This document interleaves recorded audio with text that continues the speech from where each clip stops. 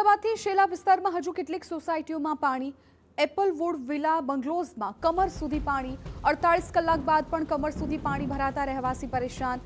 પાણીના નિકાલ માટે એએમસી પાસે કોઈ વ્યવસ્થા નહીં।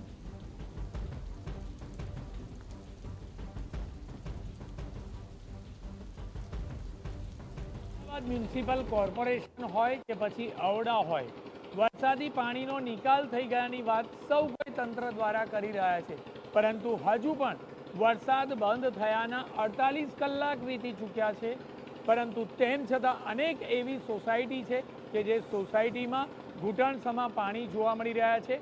કેટલાક નીચાણવાળા જે ઘરો છે તે ઘરમાં પણ પાણી ભરાયેલા હોવાની ફરિયાદો રહીશો કરી રહ્યા છે। આખરે તંત્ર દ્વારા કોઈ પણ પ્રકારની કામગીરી યોગ્ય રીતે કરવામાં આવી નથી, તેના આ પુરાવા છે। જે રસ્તાઓનું લેવલ છે તે આડેધડ રીતે ઊંચા કરી દેવામાં આવ્યા છે, જેના કારણે સોસાયટીઓમાં વધુ પડતું પાણી ભરાઈ રહ્યું છે અને જે કરોડો રૂપિયાના જે આ બંગલા છે તે બંગલાની કિંમત કોડીની થઈ ચૂકી છે। મહત્વની બાબત છે કે આખરે જે રહીશો છે તે હેરાન પરેશાન છે। કેવી રીતે આખરે આ ઘરની બહાર નીકળવું તે તેઓના માટે એક પ્રશ્ન બની ગયો છે।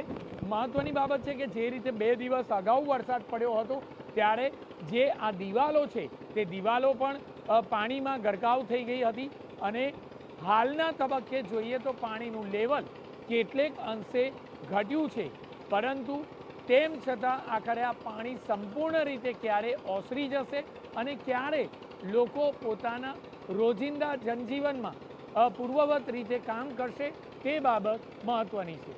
કેમેરામેન નિલેશ વઘોરા સાથે જિગ્નેશ પટેલ, TV9 અમદાવાદ।